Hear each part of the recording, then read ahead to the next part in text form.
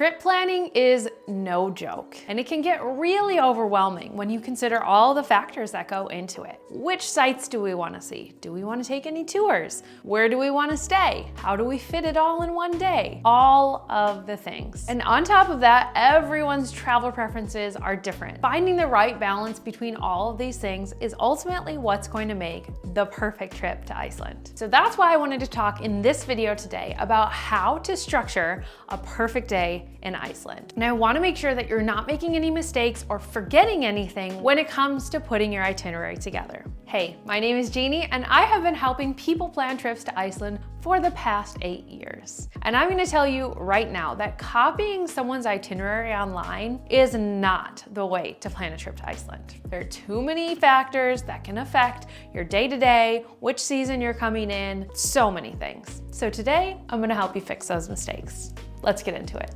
All right, hands down, the biggest factor to consider when planning your itinerary to Iceland is the daylight hours. And the reason why is that the number of daylight hours that you have available drastically changes throughout the year. Meaning there's way more daylight hours in June compared to February. So therefore you can fit way more into your itinerary if you're coming in June compared to February. So definitely look at this first before you start planning anything else. So many times I see travelers making this mistake. Their neighbor told them to go here and their friend told them to go here and they saw this on Instagram and they just want to go to all the places, so they're just gonna cram all this into, it doesn't work that way. Because if it's dark, as in the winter, it's like dark from 4 p.m. to 10 a.m. All of those hours you don't have available for like seeing a thing. Just keep that in mind. So the next thing you need to consider in structuring your day in Iceland is the pace or speed that you want to travel at. When I plan people's trips, one of the first questions that I always ask them is, what speed do you want to go? Have them rank it on a scale of 1 to 5. 1 meaning very, very slow, take our time, don't need to see all the things, all the way up to 5, which is like turbo speed, going nonstop, less sleep, need to see all the things. So ask yourself where you fall on that scale. Do you want to make sure that you can get to everywhere possible, or are you okay just seeing a few things, having a little bit more laid back itinerary, possibly coming back another time to Iceland? Hint, I really recommend that option.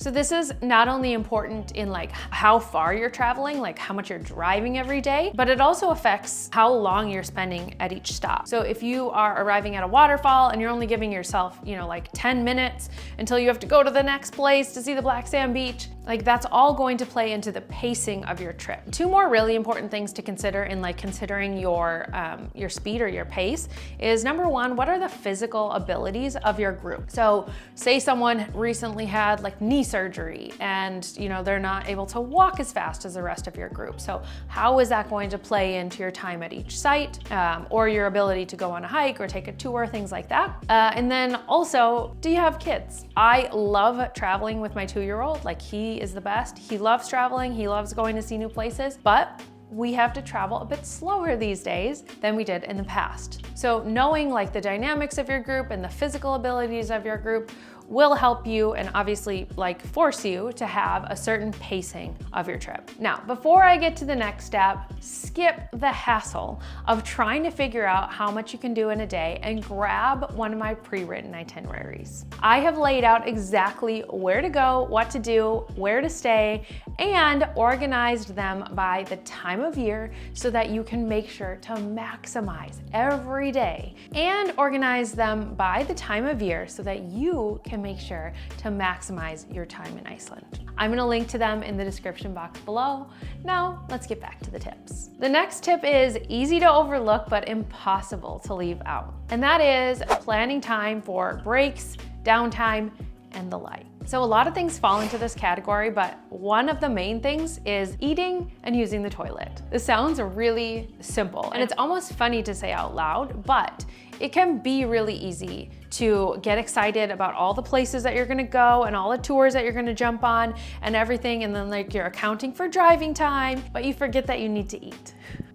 You can't just keep popping from one place to another. You need to be aware of what the food situation is. Are you okay with like grab and go gas station sandwiches, right? Or are you going to just like grab a loaf of bread and peanut butter and like make a PB&J in the car on the way to your next place? Or do you want to like stop what you're doing like in the middle of, sightseeing and actually sit down and enjoy a meal and like experience the foodie culture and have that be a part of your trip? There's like all kinds of travelers, but the thing is we gotta eat, right? That's what keeps us going.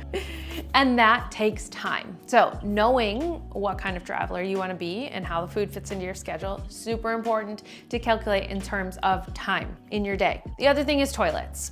Now, I have talked in other videos about the toilet situation in Iceland. They are not everywhere. There are no rest stops when you're driving around. Not all of the sites have toilets. It can be a challenge. I've marked all the toilets on my maps because it's actually like been such a relief for people to have that when they're traveling, is like looking at the map that I made and they're like, oh my God, there's a toilet coming up next. That takes time, right? It takes planning and time. Like, I have to go to the bathroom, where can we go? So when you're structuring your day, alerting, just looping that in your plans. And then obviously like relaxing or just having downtime at the end of the day, maybe having some solo time, like all of that, especially if you're going in a bigger group of people, that's all important as a factor of how to structure your day. So, some people are like, they want to get up in the morning and like get going and really fast and like cram it until the sun goes down and then get up and repeat.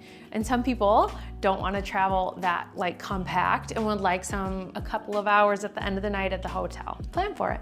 All right, so all in all, all those things considered, here is what I would suggest as a general way to structure your day. So when you're thinking, okay, I'm going to Iceland, I have 7 days, and these are the areas, like say you've considered all those things. Here's what I usually do when I'm planning someone's trip. The first thing I do is I start with, where is the starting and end pointing of that day? This is going to allow you to calculate your driving time. So if you're starting in Reykjavik and you're driving to Vik, you have 2.5 hours of driving time, right? Then from there, you're gonna say, what am I doing in this day? Am I going to this waterfall, this beach? Am I doing this tour? Are we gonna go on this hike? And then from there, knowing how long each of those places takes you, now you can map those places out, stretch out your timeline. Now you have X amount of hours that you're going to be committed to each day, right? So you're like, okay, this tour is gonna take 3 hours, this waterfall will take an hour, this waterfall will take 30 minutes, we're gonna do this hike and that's an hour. So, okay, now you have a day. That's starting to look like a day, right? Then you're not gonna forget, where are you eating? So now you put in meals and you're like, okay, that means we're here.